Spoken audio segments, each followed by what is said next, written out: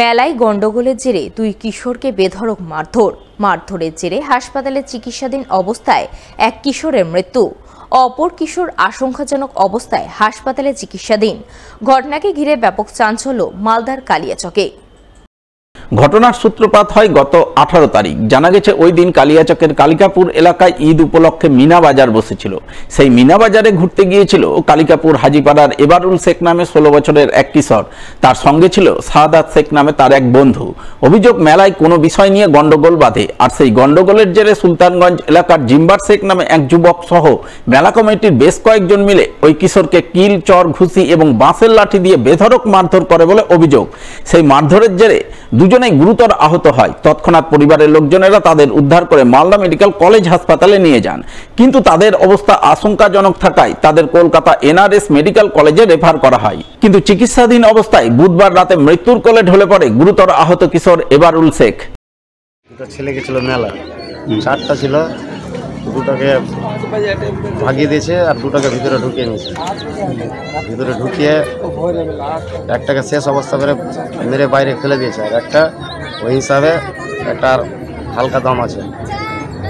দুটোই সিরিয়াস অবস্থা ছিল। দুটোকে মালদা নিয়ে গেলাম কালীচক থানা থেকে। মালদা নিয়ে হলো না, কলকাতা দুটোই গেছে। দুটোতে একটা এখন আছে, কলকাতা থেকে নিয়েছিল, আর একটা শেষ মেরেছে কমিটির লোক। ওখানে থাকছে ভলেন্টিয়ারগুলো, ওরা মেরেছে। ওনারা 7-8 জন ছিল। ওই তো মেলাতে কোনো কিছু হয়েছে, একটু গন্ডগোল কিছু হয়েছেই, ওই জন্য মেরেছে। এই ঘটনার পর মৃত কিশোরের নিথর দেহ ময়না তদন্তের পর শুক্রবার গ্রামে পৌঁছায়, যা দেখে কান্নায় ভেঙে পড়েন পরিবারবর্গ। শোকের ছায়া নেমে আসে গোটা এলাকায়। ঘটনায় পরিবারবর্গ মারধরে অভিযুক্তদের কঠোর শাস্তির দাবি জানান। জীবন বেঁচে আমি ফাঁসি চাই। आज हमें फांसी ना दी तो 3 मास जेल खाटा चला, फिर ऐसा वाके मार दे, फिर वाके काट दे, बार सीना पूर हो जाए। हमें फांसी छाड़ा कुछ चाहिए। हमारे 16 बच्चा के हमें शेष कर। আমার ভাই মেলা গেছিল, মেলাতে আমার ভাইকে শেষ করে দিল। আমরা ফাঁসি ছাড়া কিছু চাই না। থানা পুলিশ কিছু করতে পারছে না। আমরা ফাঁসি ছাড়া কিছু চাই না। ঘটনায় স্থানীয় প্রাক্তন গ্রাম পঞ্চায়েত প্রধান দিল মোহাম্মদ জানান, মিনাবাজারে মেয়েদের নাকি নাচ চলছিল। সম্ভবত সেই নাচকে কেন্দ্র করে টোনটিটকারির ঘটনা ঘটে থাকতে পারে, আর সেই ঘটনার জেরেই দুই কিশোরকে বেধড়ক মারধর করা হয়েছে। তার মধ্যে একজনের মৃত্যু হয়েছে। তাই ঘটনায় জড়িত দুষ্কৃতীদের খুঁজে বের করে তাদের ফাঁসির দাবি জানাচ্ছেন তিনি। দেখেন, ওই পারে একটা মিনা বাজার বসেছে, তো আমরা ওই পারে যাই না, আমরা তো জানিও না।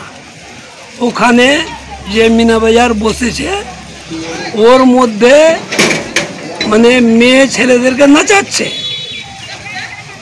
ছেলেরা হয়তো গেছে, হয়তো কিছু ফন্টিং হয়েছে, এই ধরে ঘরের ভিতরে ওকে খাটিয়ে আত্মহত্যা করেছে। ওই যে মিনা বাজার কমিটির লোক, ওখানে কমিটির যারা ছিল সবাই যুক্ত আছে। আমরা তো বলেছি কি আমাদের এই এলাকাতে এই ধরনের ঘটনা ঘটেনি। আজকে সুলতানগঞ্জের মালিক হয়ে এখানে এই ঘটনা ঘটালো। প্রশাসনকে বলেছি কি ওদের আসল দোষী বের করে এদের ফাঁসির দাবি করছি। এক ব্যবসায়ীর বাড়িতে এক যুবতী পরিচালিকার ঝুলন্ত মৃতদেহ উদ্ধার। ঘটনাকে ঘিরে জোর চাঞ্চল্য এলাকায়। ঘটনায় আত্মহত্যার অনুমান পরিবারবর্গের, যদিও আত্মহত্যার কারণ নিয়ে ধোঁয়াশায় পরিবারবর্গ সহ স্থানীয়রা। শুক্রবার 7 সকালে এই ঘটনাকে কেন্দ্র করে জোর চাঞ্চল্য ছড়ালো পুরাতন মালদা ব্লকের মঙ্গলবাড়ি গ্রাম পঞ্চায়েতের জলঙ্গা এলাকায়। জানা গেছে মৃত যুবতীর নাম আঙ্গুরি খাতুন, বয়স 18 বছর, বাড়ি পুরাতন মালদার মোলপুর বাসহাট্টা এলাকায়। সে পরিবারের আর্থিক অভাব অনটনের কারণে গত 1 বছর ধরে জলঙ্গা এলাকার আজাদ কুরেশি নামে এক ব্যক্তির বাড়িতে বাচ্চা দেখাশোনার কাজ করত, সেখানে খাওয়া দাওয়া করত এবং সেখানেই থাকতো, মাঝে মধ্যে বাড়ি যেত। এইভাবে সবকিছু ঠিকঠাকই চলছিল। কিন্তু শুক্রবার সাত সকালে ব্যবসায়ীর পরিবারবর্গ ঘুম থেকে উঠে দেখতে পান আঙ্গুরি গলায় ফাঁস লাগিয়ে সিঁড়ির নিচে মৃত অবস্থায় ঝুলছে। এই ঘটনা জানাজানি হতেই এলাকায় জোর চাঞ্চল্য তৈরি হয়। আমি বাড়িতে আসলাম দোকান থেকে 10টা বাজে, 10টা থেকে আসলাম, সন্ধান করলাম, 4 প্লেট বিরিয়ানি নিয়েছিলাম, বিরিয়ানি আসলাম, ফুল খাবারটা দেই আর বকো করলাম। তো সবাই মিলে আমার খাবারটা খেলাম, খেয়ে দিয়ে আমি এখন ঘরে ঘুমাতে।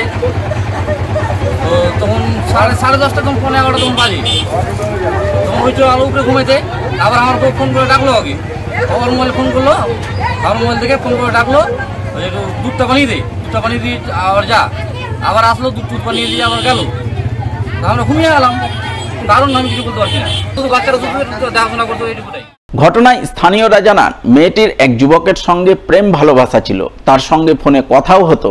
তাই মনে হচ্ছে সেই কারণেই কোনো ঘটনা ঘটেছে, যার জেরে সে গলায় ফাঁস লাগিয়ে আত্মহত্যা করেছে।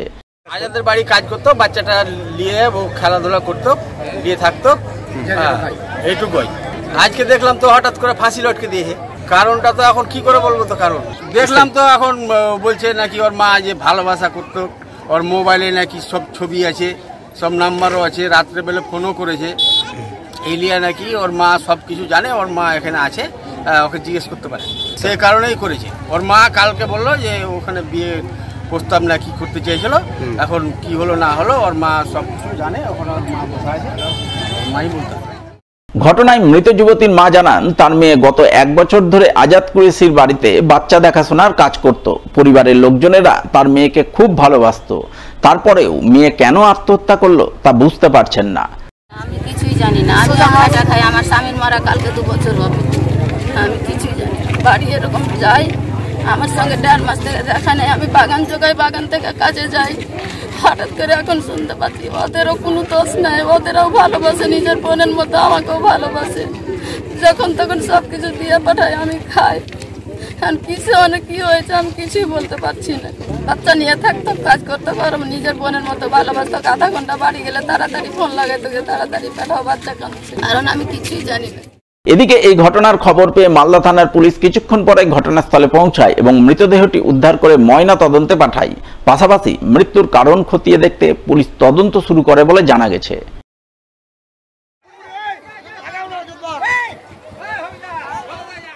ফেন নিষিদ্ধ মাদক উদ্ধারে সাফল্য পেল মালদার বৈষ্ণবনগর থানার পুলিশ। কয়েক লক্ষ টাকার ব্রাউন সুগার সহ পাকড়াও করল এক পাচারকারীকে। পুলিশ সূত্রে জানা গেছে, ধৃত পাচারকারীর নাম আজিম শেখ, বাড়ি কালিয়াচক থানার বিবিগ্রাম এলাকায়।